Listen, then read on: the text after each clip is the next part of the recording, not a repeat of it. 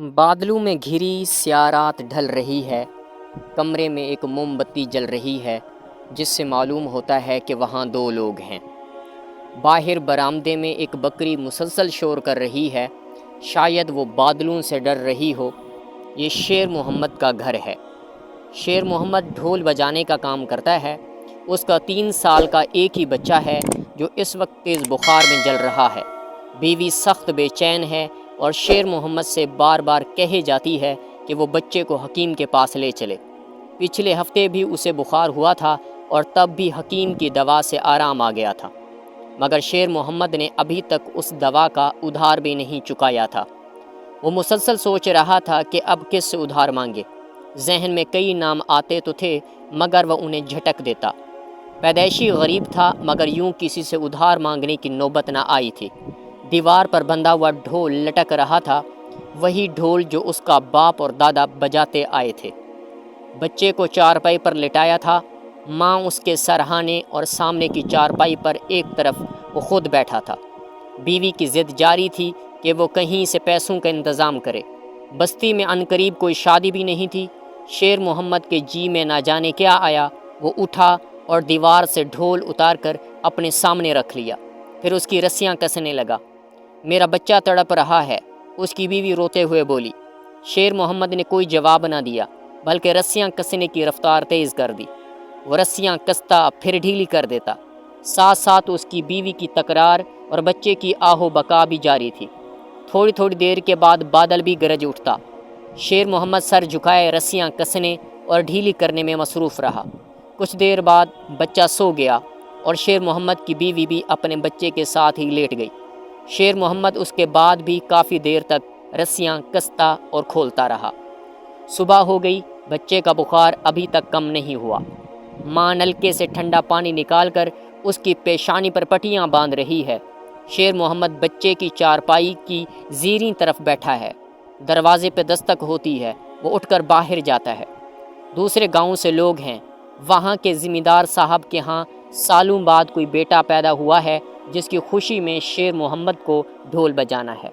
شیر محمد اس دعوت کو نیک شگون سمجھتا ہے اور تیز قدموں سے واپس آتا ہے۔ بیوی کو بتاتا ہے تو اس کی چہرے پر بھی خوشی کی لہر دوڑ جاتی ہے۔ پیسے آنے والے ہیں، بچے کی دوا آ جائے گی، گھر میں دوبارہ سکون ہو جائے گا۔ شیر محمد اپنے بچے کی پیشانی کو چومتا ہے جو آگ کی طرح سلگ رہی ہے، ڈھول اٹھاتا ہے اور نکل جاتا ہے۔ ذمہ دار صاحب کا گھر پوری طرح سے سجایا گیا ہے، اور کیوں نہ سجایا جاتا، آخر ان کے لاڈلے نومولود کی خوشی تھی۔ شروع ہونے میں ابھی کچھ دیر ہے۔ شیر محمد کا جسم تو ساتھ ہے مگر دل شاید بچے کی پیشانی میں ہی چھوڑ آیا ہے۔ آخر تقریب شروع ہوتی ہے اور وہ ڈھول پیٹنا شروع کرتا ہے۔ یہ اس کا آبائی پیشہ ہے اور جب وہ ڈھول بجاتا ہے تو محفل کا رنگ ہی بدل جاتا ہے۔ شیر محمد نے آج بھی 4 چاند لگا دیے ہیں۔ اس پر نوٹوں کی بارش ہو رہی ہے۔ اس کا جی مطمئن بھی ہے مگر دل میں ایک ہی بات ہے کہ جلد سے جلد یہاں سے فارغ ہو۔ لیکن ذمہ دار صاحب کے گھر بھی بڑی خوشی ہے۔ جلد فراغت کا کوئی موقع نہیں۔ ڈھول کی آواز سے پورا مجمع وجد میں ہے، لیکن ہر تھاپ پر شیر محمد کے دل پر ایک زخم لگتا ہے۔ کس قدر عجیب ہے یہ منظر کہ آدمی کا پیشہ اسی پر حاوی ہو چکا ہے۔ تقریب جاری رہی، پیسوں کی برسات بھی چلتی رہی اور دن بھی ڈھلتا رہا۔ جب سے پہر ہو چکی اور شیر محمد کو پھر بھی گھر جانے کی کوئی صورت نظر نہ آئی تو اس نے اس طاقت سے ڈھول پیٹنا شروع کر دیا کہ جیسے وہ ڈھول نہ ہو بلکہ کوئی بند دروازہ ہو جس کے پیچھے اس کا کوئی پیارا قید ہو۔ شیر محمد کی اس ادا پر مجمع مزید وجد میں آ گیا اور پیسوں کی بارش شروع ہو گئی۔ آخرکار شام ہوئی۔ شیر محمد نے اپنا اور اپنی بیوی کا کھانا ایک کپڑے میں بندھوایا، پیسوں کی پوٹلی بھی محفوظ کی اور گھر کو نکلا۔ اسے یہ سفر پیدل کرنا تھا۔ جب وہ نکلا تب مغرب کی اذان ہو رہی تھی۔ ڈھول اس نے کمر پہ باندھ لیا تھا اور گھبراہٹ میں تقریباً بھاگتا ہوا آ رہا تھا۔ آخر وہ اپنے گاؤں میں داخل ہوا۔ بھاگتے ہوئے جسم کے ساتھ ڈھول جب اس کی کمر سے ٹکراتا تو ایک عجیب آواز پیدا ہوتی۔ شیر محمد عشاء کے وقت اپنے گاؤں میں داخل ہوا تھا۔ یہ آواز بھی اس کے ساتھ ساتھ گلیوں میں سفر کر رہی تھی، ایک گلی سے ہوتے ہوئے دوسری گلی میں جا نکلتی۔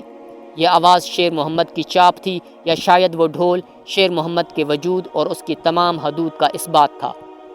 بھاگتا ہوا اپنی گلی میں داخل ہوا تو بیوی دروازے میں سر جھکائے بیٹھی تھی۔ شیر محمد نے اس کے کندھے ہلائے تو اس نے چہرہ اوپر کیا، گالوں پر کتنے ہی آنسو سوکھ چکے تھے۔ شیر محمد تیزی سے اندر داخل ہوا۔